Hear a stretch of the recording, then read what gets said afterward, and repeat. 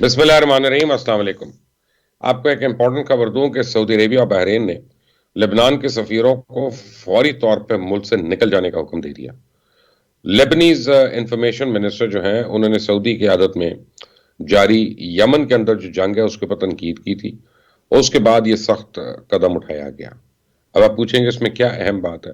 تو بھائی، پاکستان میں آج کل ایک سفیر کی وجہ سے بہت چرچا ہے، تو سوچا شاید آپ کو اس خبر میں بھی دلچسپی ہو تو میں نے آپ کو دے دی۔ آپ کو اس ویڈیو میں ایک انتہائی اہم انٹرنیشنل ڈیولپمنٹ سے آگاہ کروں۔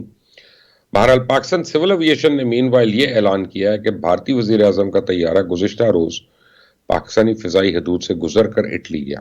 جی نریندر مودی کا طیارہ بوئنگ 777-300 ER7066 بھاولپور کی فضائی حدود سے پاکستانی فضائی حدود سے میں داخل ہوا، پاکستانی ایئر اسپیس میں آیا اور تربت اور پنجگور کی فضائی حدود سے گزر کر پاکستانی ایئر اسپیس سے باہر نکل گیا۔ لیکن پاکستان سے 10 وکٹوں کی عبرتناک شکست کا دھواں ابھی تک بھارت سے اٹھ رہا ہے، اور یو پی کے انتہا پسند وزیر اعلیٰ آدتیہ یوگی نے تو گھٹیا ذہنیت کی انتہا کر دی۔ کہتے ہیں جی، گرین شرٹس کی جیت کا جشن منانے والوں کے خلاف بغاوت کا قانون لاگو کرنے کا اعلان کر رہا ہوں۔ اب وہ جشن کیا؟ جو یہ کہہ رہا ہے کہ پاکستان کی ٹیم اچھی ہے یا اچھا کھیلی وہ بھی جشن میں آ رہا ہے، جو کہہ رہا ہے کہ انڈیا کی ٹیم برا کھیلی وہ بھی جشن کے زمرے میں آ رہا ہے۔ اب ریاست اتر پردیش کے وزیر اعلیٰ جو ہیں انہوں نے کہا کہ بھارت کے خلاف پاکستان کی جیت کا جشن منانے کے خلاف بغاوت کا قانون لاگو کیا جائے گا۔ آپ کو یاد ہوگا بھارت میچ کے بعد جیت کا جشن منانے پہ 3 کشمیری طلباء کو آگرہ میں گرفتار کر چکے۔ بھارت میں شکست سے اس حد تک کشیدگی ہے کہ ہندو انتہا پسندوں نے نماز جمعہ کے دوران دہلی میں جے شری رام کے نعرے لگا دیے۔ یہی واقعہ کچھ بھارتی دارالحکومت نئی دہلی کے نوائی شہر گرو رام میں بھی پیش آیا، جبکہ پاکستان کرکٹ ٹیم فتح کی خوشی منانے کے الزام میں کشمیر میں طلباء کے خلاف انسداد دہشت گردی قانون کے تحت مقدمات درج کیے گئے، اور آگرہ میں 3 کشمیری طلباء کے خلاف بغاوت کا مقدمہ درج کر کے ان کو گرفتار کر لیا گیا۔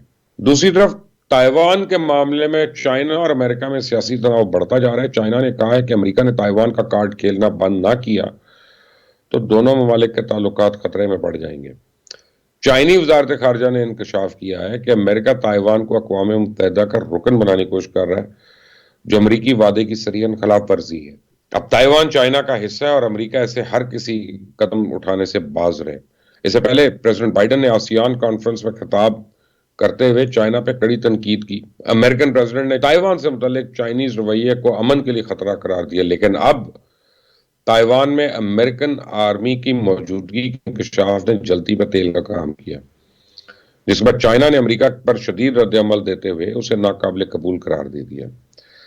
تائیوان کے صدر نے ایک حالیہ انٹرویو میں انکشاف کیا ہے کہ امریکہ کے کچھ اہلکار تائیوان کی فورسز کو تربیت دینے کی غرض سے وہاں پہ موجود ہیں۔ چائنیز وزارت خارجہ کے ترجمان کا کہنا ہے کہ بیجنگ کے جو ہے وہ امریکہ اور تائیوان کے درمیان عسکری رابطوں کے خلاف ہے، اور اس طرح کے اقدامات امریکہ اور چائنا کے لیے خطرناک ثابت ہو سکتے ہیں۔ جبکہ امریکہ کو افغانستان سے نکل جانے کے بعد بھی افغانستان کی یاد بڑی ستا رہی ہے، ہر روز کوئی نئی پھول جڑی چھوڑ دی جاتی ہے۔ اب امریکہ کے اندر پینٹاگون نے کانگریس کو باور کرایا کہ یہ افغانستان میں داعش خراسان 6 مہینے میں امریکہ پہ حملہ کر سکتی ہے، اور ویسا کرنے کا ارادہ بھی رکھتی ہے۔ نائب وزیر خارجہ کا کہنا ہے کہ انٹیلیجنس کمیونٹی نے حال ہی میں جائزہ لیا ہے کہ افغانستان میں داعش خراسان امریکہ سمیت بیرونی ممالک میں کارروائیاں کرنے کا ارادہ رکھتی ہے۔ کتنی حیرانی کی بات ہے کہ امریکہ کو داعش جیسے خطرے کے بارے میں پہلی پتہ چل جاتا ہے۔ کابل ایئرپورٹ پہ دھماکے کی خبر بھی امریکہ کی طرف سے آئی تھی، لیکن کابل پہ طالبان کے قبضے کا معاملہ ہو، اشرف غنی کے بھاگنے کا معاملہ ہو، ڈرون سے بچوں کو مارنے کا معاملہ ہو، جہاں معلومات چاہیے ہوتی ہیں وہاں امریکن ایجنسیز جو ہیں وہ فیل ہو جاتی ہیں۔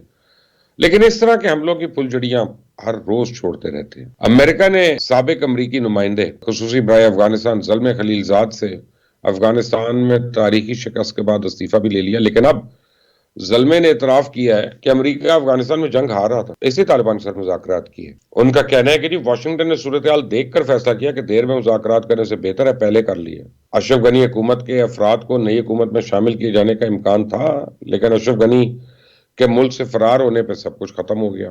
اب اشرف غنی آخری لمحے تک اقتدار سے چپکا رہنا چاہتا تھا، حالانکہ سب کو پتا ہے کہ افغانستان میں وہ الیکشن جعلی تھے اور چند لوگوں نے یہ صرف اس پہ حصہ لیا تھا۔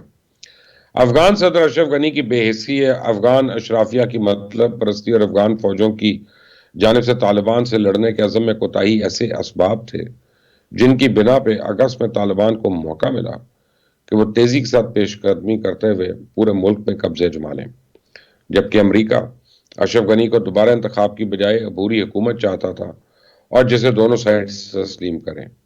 ایک طرف تو محیط یوسف بیان دے رہے ہیں کہ امریکہ سے مثبت تعلقات اور بات چیت ہو رہی ہے، دوسری طرف امریکہ کے انڈر سیکرٹری برائے دفاعی پالیسی کالن ہل جو ہیں، انہوں نے سینٹ کمیٹی کو بریفنگ میں بتایا کہ پاکستان امریکہ کو اپنی فضائی حدود تک رسائی دینے کا سلسلہ جاری رکھے ہوئے ہیں اور دونوں فریق اس رسائی پر کو کھلا رکھنے پر بھی بات چیت کر رہے ہیں۔ اس سے پہلے تو امریکن حکام نے یہ بھی دعویٰ کیا تھا کہ پاکستان نے امریکی فوج کو اپنی فضائی حدود استعمال کرنے کی اجازت دے دی ہے، تاہم پاکستان نے اس دعوے کو بے بنیاد قرار دیتے ہوئے مسترد کر دیا تھا۔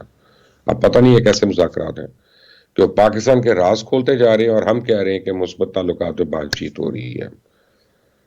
اللہ کو ہی پتہ ہے سب کچھ۔ بہرحال جیسی کوئی اور خبر آتی ہے پتہ چلتا ہے میں آپ تک ضرور لے کے آؤں گا، لیکن تب تک اس چینل کو سبسکرائب کرنا مت بھولیں، بیل آئیکن کو پریس کرنا مت بھولیں، کامنٹس میں اپنی رائے ضرور دیجیے گا۔ اللہ حافظ۔